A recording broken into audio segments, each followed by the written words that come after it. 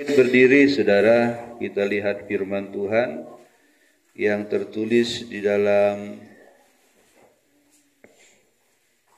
Lukas pasal 5 ayat 10. Lukas pasal 5 ayat yang ke-10. Kita baca, kita lihat di layar atau di Alkitab. 2, 3 ya. Demikian juga Yakobus dan Yohanes, anak-anak Zebedeus yang menjadi teman Simon. Kata Yesus kepada Simon, "Jangan takut, mulai dari sekarang engkau akan menjala manusia." Silakan duduk, saudara. Saya buat judul firman Tuhan hari ini, saudara, waktu perubahan ataupun dimensi perubahan atau transformasi. Saudara, perubahan adalah suatu yang dirindukan manusia terjadi dalam hidupnya, yaitu perubahan yang positif. Itu yang diharapkan oleh manusia itu jadi dalam dirinya. Dan itu adalah merupakan satu perjuangan untuk mengalami satu perubahan. Karena perubahan tidaklah mudah terjadi dalam seseorang. Sungguh tidak mudah, saudara.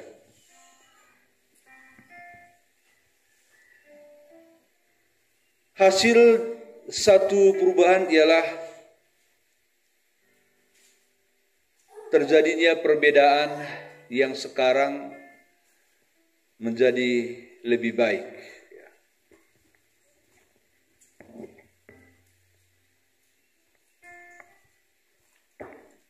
Saudara dikasih Tuhan, dan perubahan dimulai dari hati, keinginan, lalu beranjak kepada tindakan, dan waktu kita bertindak untuk menjadikan perubahan itu terjadi, kita butuh energi ataupun kekuatan, baik dari diri kita untuk mengubah perubahan, untuk mengubah sesuatu yang perlu diubah, dan kita juga butuh energi dari orang lain, dan juga kita butuh energi dari Tuhan, kekuatan dari Tuhan. Dan semua orang punya kesempatan untuk berubah dalam hidupnya. Ada dua macam perubahan, saudara. Satu perubahan ke arah yang positif, satu perubahan ke arah yang negatif. Dan ada satu lagi, tidak berubah. Dia tetap begitu-begitu saja. Itu tergantung dari pilihan kita. Kita mau tidak berubah, atau berubah ke arah yang lebih baik, atau berubah ke arah yang buruk. Itu pilihan kita. Saudara, dari ketiga perubahan yang saya sebut ini tadi, kita pilih yang mana ini? Perubahan ke arah yang positif atau tidak berubah begitu-begitu saja, atau perubahan yang lebih buruk, negatif. Saudara, ini kita yang pegang kendali hidup kita ya, saudara, bukan orang lain. Kita mau berubah cepat, berubah lambat, tidak berubah, atau berubah ke arah yang tidak baik.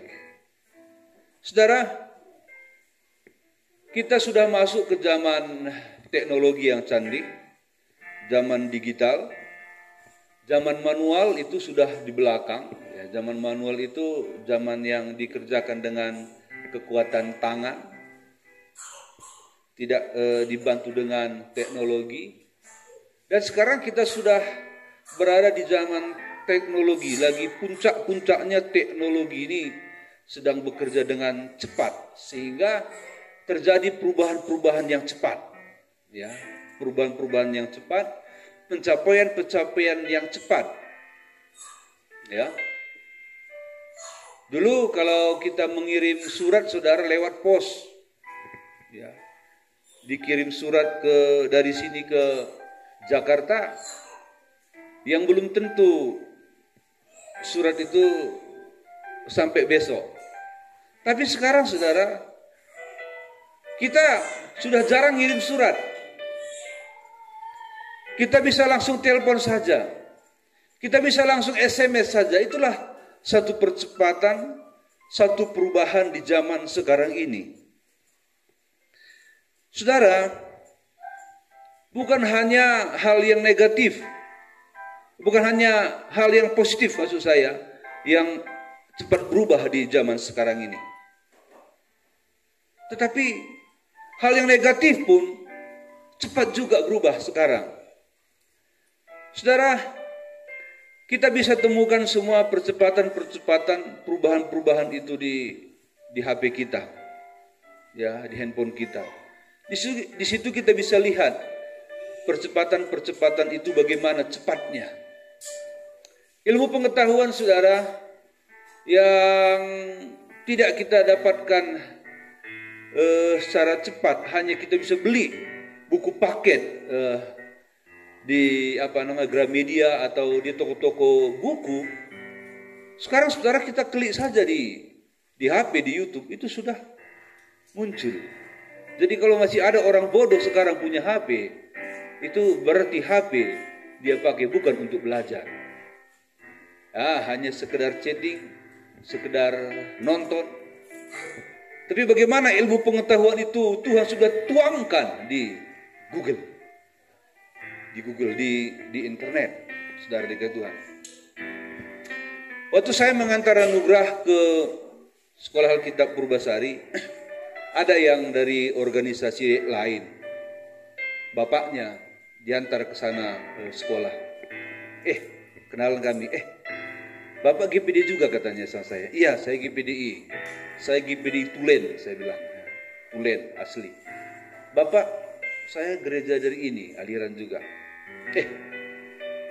Organisasi Bapak kan besar juga, kan punya sekolah juga. Kok ngantarnya ke sini? Ke Sekolah Alkitab Purbasari, saya bilang. Saya sudah belajar, Pak. Kalau di GPDI memang luar biasa kalau pembentukan karakter. Ini karakter ini. Kalau pengetahuan Alkitabiah itu di gereja kami juga punya, sama seperti GPD punya.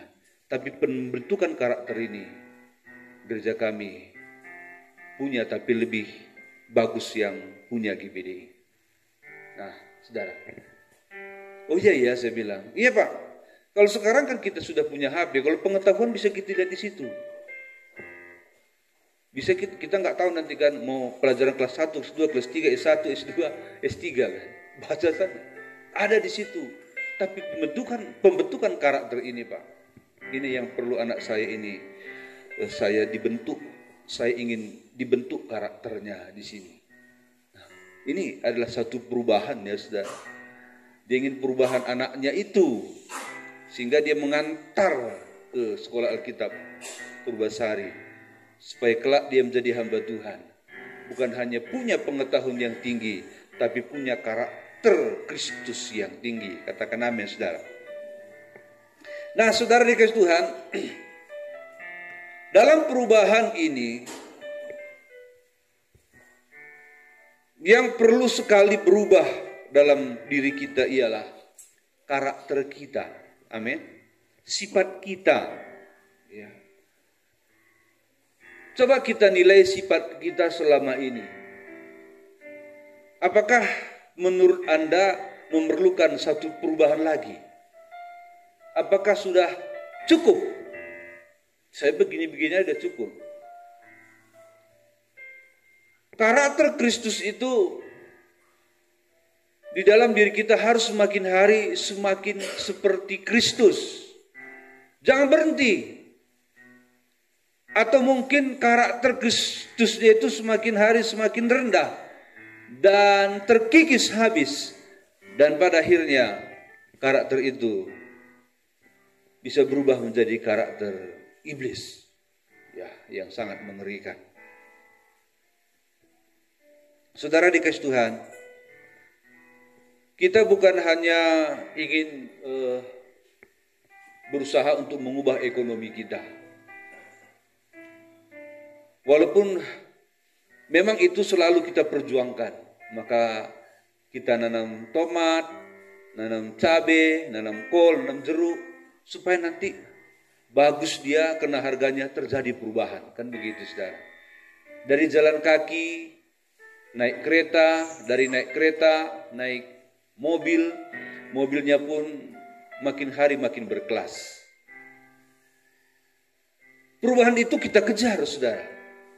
Betul ya saudara, kita kejar. Dan kita kerjakan hal-hal yang lain lagi yang bisa mengubah ekonomi kita. Tapi janganlah cuma fokus ke situ saudara. Ya, jangan cuma fokus ke situ, itu sementara. Jangan silau mata kita, ini sementara. Kalau surga itu entah di mana, ya. Ini sementara. Kalau hidup kekal itu kan belakangan itu. Yang sekarang yang perlu nikmat hari ini. Kalau nikmat nanti lagi kita pikirkan. Salah. Maka kita datang ke gereja saudara. Maka Tuhan buat persekutuan gereja-gereja. Gereja A, gereja B. Khususnya karismatik. Supaya di gereja itu kita belajar tentang Kristus. Sehingga pelajaran kita tentang Kristus itu mengubah pola pikir kita, mengubah hati kita, mengubah cara kita berpikir supaya kita makin hari makin menyenangkan Kristus. Saudara dikasih Tuhan, mengasihi Tuhan itu nilainya harus makin hari makin banyak. Amin. Kira-kira menurut saudara, nilai Anda mengikut Kristus itu berapa? Saya buat nilainya dari 1 sampai 10. Ya, kalau susah dari 0 sampai 100. Ya. Kira-kira nilai saudara mengikut Tuhan itu nilainya berapa puluh? Ya, sempurnanya saya buat 100. Berapa? Ada yang merasa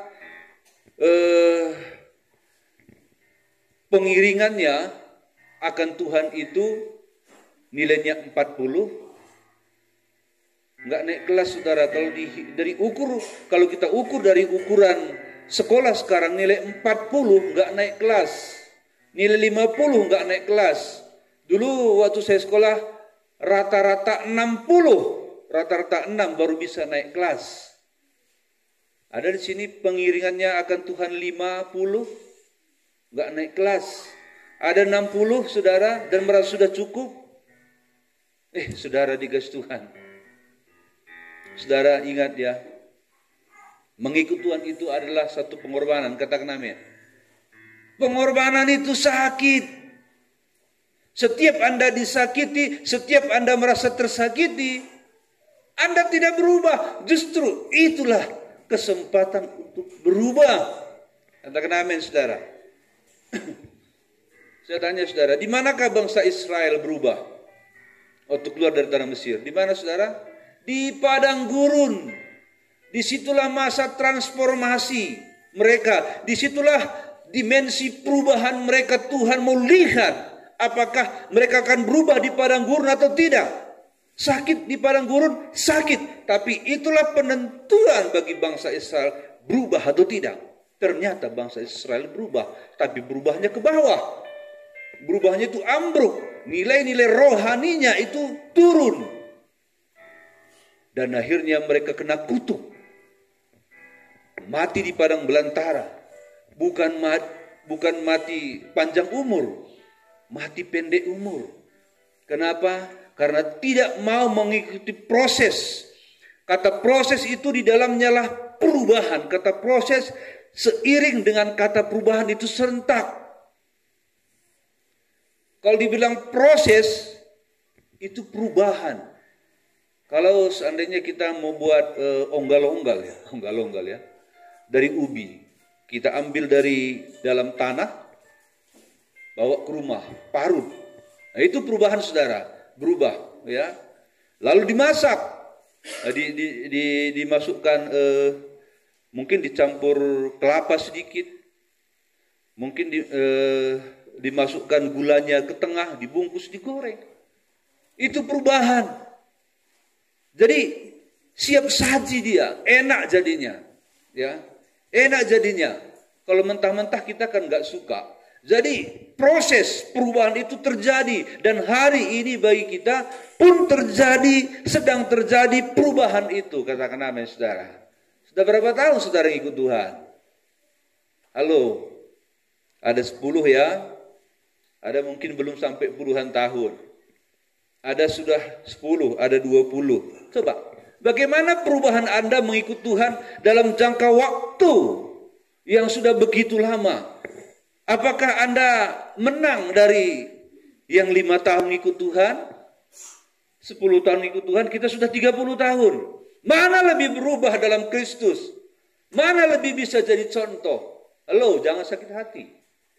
Ini perubahan. Bagaimana kerelaan Anda mengikut Tuhan? Bagaimana pengorbanan Anda mengikut Tuhan? Hitung-hitungan masih. Ya. Bagaimana? Sudah standarkah ibadah kita? Sudah standarkah pengorbanan kita? Saudara?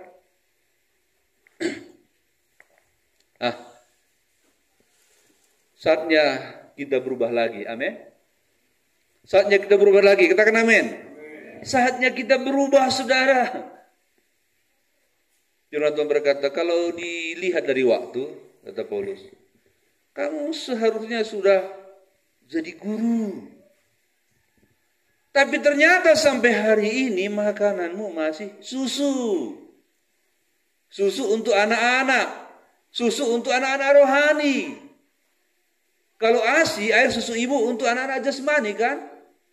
Ternyata kata Paulus, kamu pun masih seperti ASI yang membutuhkan selalu makanan lembut. Bila dikatakan, hei Maleakhi 3 ayat 10, ceak. Di hati, bukan di mulut, di hati. Supaya dia kaya. Itu tandanya masih anak-anak. Perubahan saudara, perubahan. Memang saudara, Anda tidak memberi itu pun. Anda bisa kaya raya. Tapi yang Tuhan mau, semua yang kita miliki itu adalah ukuran Tuhan. Amin.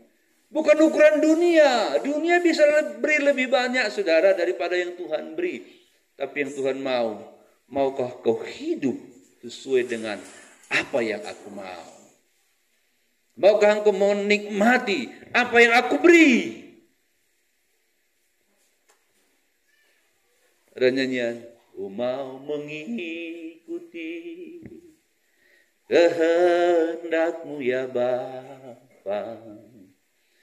Ku mau selalu menyenangkan hati-Mu.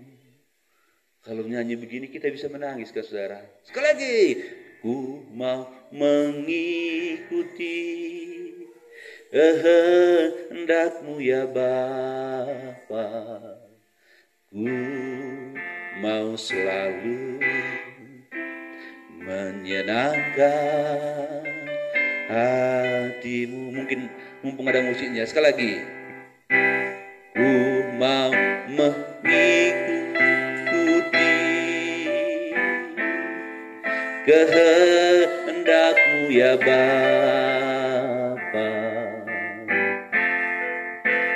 Ku mau selalu menyenangkan hati-Mu. Saudara dikasih Tuhan, perubahan itu selalu seharusnya ada, saudara. Ada nyanyian, tambah hari, tambah cinta Yesus, tambah hari, tambah ku setia, tambah hari, tambah benci dosa, tambah hari, tambah ku percaya. Ini kan lagu perubahan. Ini perubahan saudara. Saudara, mari di hidup ini saudara beradik kakak ya, beradik kakak. Gak usahlah beranak bapak begitu ya, bermama anak, beradik kakak aja dulu.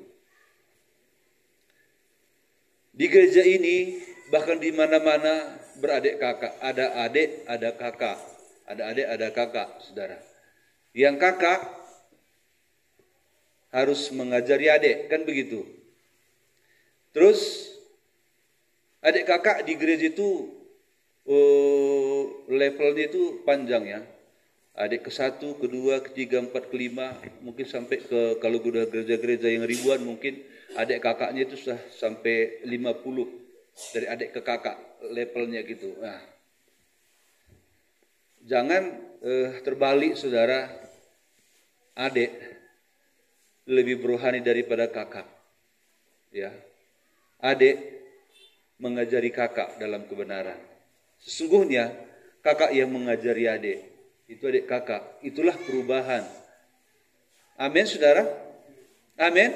Nah, dari ciri-ciri cara kita bertindak, ciri-ciri cara kita melayani, tindak tanduk kita, disitulah kakak menunjukkan kepada adik di bawahnya 1 level, 2 level, 3 level, 4 level.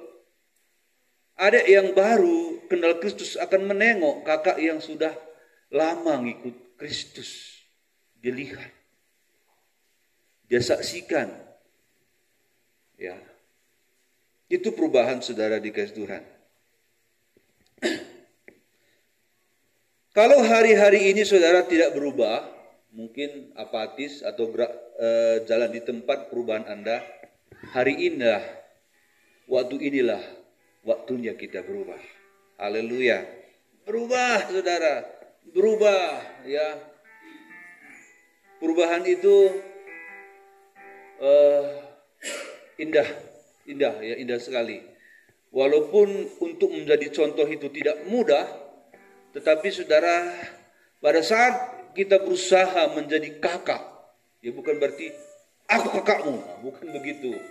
Tapi dari cara kita melayani, cara kita mengasihi, nampaklah kita kakak. Amin. Nampak kita ini si abangan, abang, kita abang bagi adik-adik rohani yang baru. Itu yang Tuhan mau, saudara. Supaya kita menunjukkannya, walaupun rasanya mungkin sakit. Ini si anak saya, si Anugrah sama si Filipus, kalau bertengkar siapa yang saya marahi, saudara? Abangnya. Kadang abangnya egois juga, kamu. Tapi aku bilang, kau abang. Kau yang mengalah. Karena kau abang, walaupun dia salah. Bukan saya membela dia, tapi bukan saya membenarkan dia walaupun dia salah. Tapi engkau harus mengerti bahwa dia lebih muda jauh dari engkau. Jadi pengertiannya akan kebenaran itu tidak seperti engkau mengerti. Jadi kau harus mengalah untuk dia. Itu kakak. Itu abang kepada adik. Yang walaupun abangnya kadang pukul dia. Ya, saudara. Tapi kalau kakak rohani enggak usah pukul ya. Mukul adik. Enggak usah. Mengajari. Saudara dikasih Tuhan. Ayat yang kita baca tadi. Ini adalah satu transformasi ataupun perubahan. Dikatakan begini. Kata Yesus kepada Simon, jangan takut, ya, jangan takut mengikut Yesus. Mulai dari sekarang, engkau akan menjala manusia. Ayat ini bukan hanya kepada Simon ataupun Petrus, kepada Anda juga. Mulai dari sekarang, engkau akan menjala manusia. Amin. Apa kelebihan Simon Petrus dengan kita? Sama kita kan saudara. kita memiliki hak yang sama dalam Injil. Kalau kita pegang Injil, Simon pegang Injil, maka kita sama-sama menebarkan jala Injil. Adakah seorang penjala ikan, saudara? Waktu dia menjala ikan, dia dapat 10, dia butuh, adakah dia lepas 2? Enggak. Semua dia masukkan. Semua dia tangkap.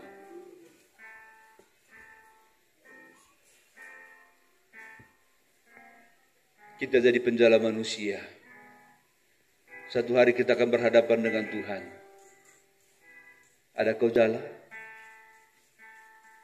Setelah kau jala, kau lepaskan. Kita disuruh menjala. Inilah perubahan ya. Inilah perubahan dari Simon Petrus. Dia adalah penjala ikan. Dan Tuhan jadikan penjala manusia. Dan pilihan kepada Petrus, mau enggak? Mau. Dia menjadi penjala manusia. Kita lihat lagi saudara, Raja Daud. Dia adalah gembala domba di padang rumput yang hijau. Lalu karena dia dekat dengan Tuhan, maka Tuhan mengadakan perubahan dalam dirinya. Dari gembala kambing domba, Tuhan jadikan jadi gembala manusia. Yaitu menjadi Raja Israel. Jadi penggembala umat manusia. Menjadi penggembala Israel seumur hidupnya. Dia bisa menjadi bapa bagi seluruh kaum Israel. Haleluya. Mari kita berubah, saudara dikasih Tuhan.